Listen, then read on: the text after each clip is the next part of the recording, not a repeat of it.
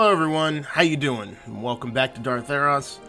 This is going to be kind of a, I don't know, I guess you want to call it more of a casual video. I'm not reading from a script or anything this time around. I'm just having a little conversation with you guys. That was my pen. Just click my pen because I'm sitting at my desk instead of in my booth. But, hello. Really, one of the things I just wanted to talk about was the Star Wars Episode 10 panel that happened yesterday at Star Wars Celebration, which, sadly, I'm not at. Makes me really sad.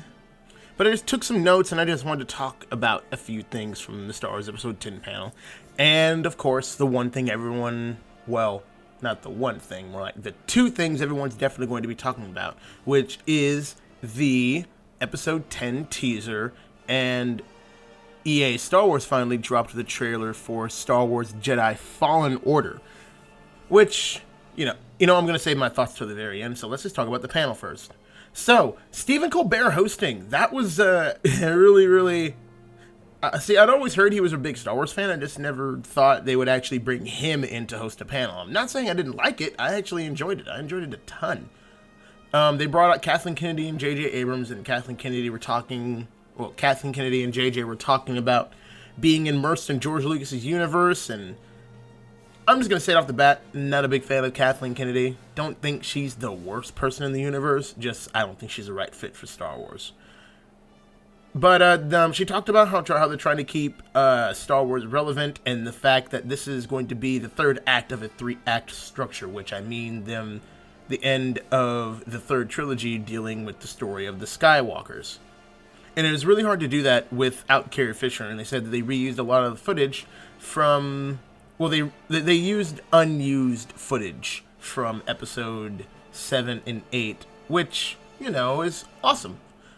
Because I understand that it's really hard to do these movies without Carrie Fisher. I mean, I'm still really sad that she's gone, and I imagine that working with her at Lucasfilm and on the set was a very, very awesome thing to do, and working on this movie without her would be very tough. So yeah, please, use new footage. They said they refused to recast her and to use a CGI double, and I'm like, yeah, don't do that. Like, if you're going to do that, that would just be horrible. Since you can't bring her back, yeah, just use old footage. I'm good with that. I'm perfectly fine with that. Anyway, on to the next thing. They said this was going to be like a new thing. This is going to be like a group adventure movie. They said this was going to be a group adventure movie. JJ said they were going to be visiting, quote-unquote, many worlds and many places. And as for the effects part, they said they tried to be as practical as possible, which I never really got why everyone was so wet for practical effects. I mean, how else are you going to make this stuff? I was never down on special effects. I really wasn't. I mean, I grew up in the 90s, and my first introduction to Star Wars wasn't the special edition, it was the original stuff, but I was just more concerned that it, you know, just looked cool. I was never been down on special effects. When the prequels first came out, I was absolutely in love, but once I grew up and sort of got the idea behind what the heck was going on with the prequels, I realized, yeah, these aren't really that good. But, they brought out Anthony Daniels. They talked about how it was an emotional final day, and Anthony Daniels' book is going to be called Telling the Odds. That's a fantastic name for a book. I would read that. Freaking, I can't believe they didn't want to go with it. Telling the Odds would have been a fantastic title for that book. I would have been happy. So they brought out Billy D. Williams, who's going to be in the movie, Naomi Mackie, no Adam Driver, which made me sad. They brought out John Boyega, Oscar Isaac, and Daisy Ridley, and all the new cast. And one of the funny things I thought they were talking about is that they have the Star Wars. It's the Galactic Resistance Sexy Man Division. And I feel like that'd be funny if Finn introduced himself. I'm Galactic Resistance, Sexy Man Division. And Oscar Isaac was Sexy Resistance Man number 2, which made me laugh. They had Kelly Marie Tran come out, which I was really happy that the crowd was nice to her.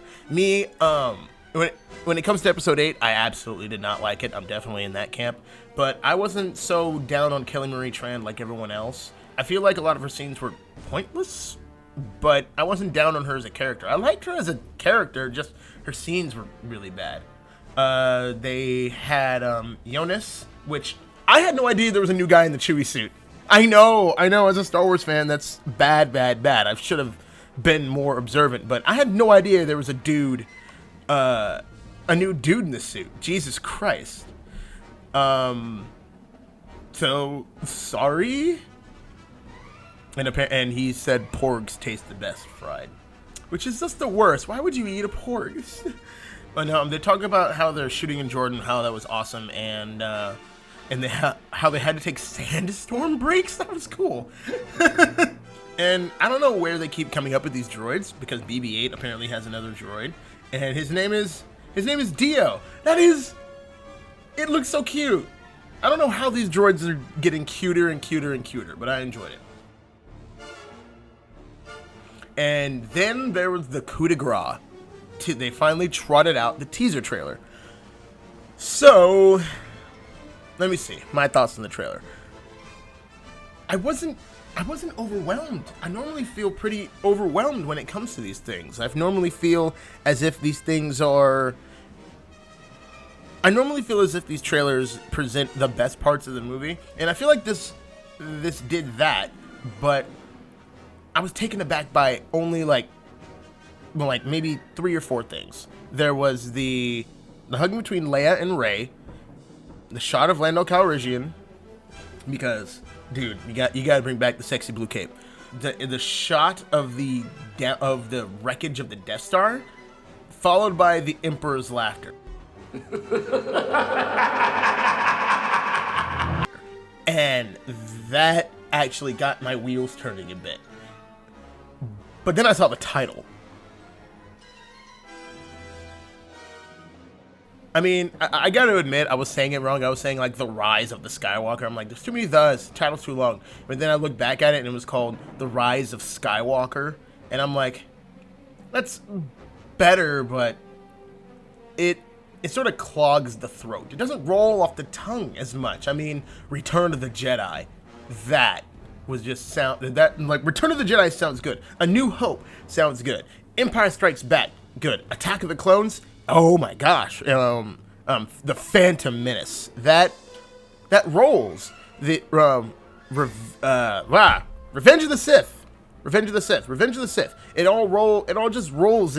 It sounds great, but I don't know, just for some reason this just didn't roll off the tongue as well. I'm not saying it's gonna be bad, it was just, I don't know. I hope they just pull a George Lucas and do what he did 2 days before the movie came out and just retitle the movie. Maybe. And then finally, there was the game trailer for Jedi Fallen Order. Now, I'm going to start off by saying this. I am down on EA as much as the next guy. I really am. I didn't like the first EA Star Wars game. Battlefront 2 made me want to burn down their building. It was an insult. Every single one of these Star Wars games is just lackluster. I mean, I grew up in the golden age of Star Wars games. I remember when we were getting multiple Star Wars games a year, and that was fantastic. But I feel like Jedi Fallen Order is probably going to be one of those ones where they at least tried their best to listen. And I trust the writers over at Respawn. I really do. I trust the writers, and out the gate, like, I'm just going to pull up the tweet and put the tweet right here in the middle of the screen. They're like, no loot boxes, no microtransactions, and single-player story, which I am all for. Now, if only they could stick the landing. That's all I want, just stick the landing. And I'm not expecting this to be another Knights of the Old Republic, because there's only going to be one Knights of the Old Republic. I like the use of imagery. This seems like this is going to be a really personal story. This guy is out there trying to survive and trying to keep the Force under control. He's he used to be a Jedi, so he's out hiding from the Empire. And so even though he's a citizen, this reminds me a lot of the situation Ahsoka Tano was in the Ahsoka book, if you guys have read that. I'll try not to spoil it for people who haven't read it. But the Ahsoka book just starts off with she was literally hiding on another planet where she had a completely new life. She'd been there for a year. She had a completely new life, and she'd even lived with a family that had given her a job and everything. But eventually there was like an Empire Day parade, and she had to get out of there, and that it came with close to expose, and she practically, well, it didn't come close. She exposed herself. So I'm getting a lot of those vibes, and I really liked the Ahsoka book for that, because it really gave me the feeling of what it's like to be a Jedi around in a galaxy where being a Jedi is a bad thing.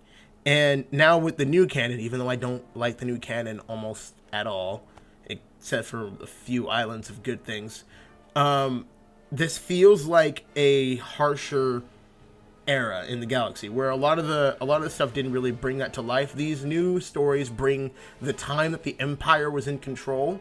It makes it feel like a harsher galaxy. You feel legit unsafe. Even as just an audience member experiencing this through their eyes, you feel unsafe in this galaxy that the Empire is controlling. And I do like that. I do like that a lot. And a lot of the dialogue he uses says, don't stand out, accept the past, trust no one. Don't reach within, and trust only in the Force. This actually did give me it gave me a feeling of, okay, this is going in a good direction, because I really want them to explore more of that area in the galaxy where being a Jedi is just not a safe thing and not a good thing, and everyone is on edge. Some people feel oppressed. Some people just go through their lives. Some people just go through their lives and just get along with the Empire and just keep their head down and do their thing. It's a struggle for a Jedi in that situation to go through that, because they're the Guardians of Peace. They fought to keep everything safe, and for them, standing back and doing nothing when they see this stuff going down is not something they do. So this is going to be, I feel like if they stick to landing, this is going to be at least a very interesting game to play through. But anyway, thanks you guys for tuning in to this video. I really just wanted to get my thoughts out there and share what I wanted to talk about for the last 2 days of Star Wars Celebration.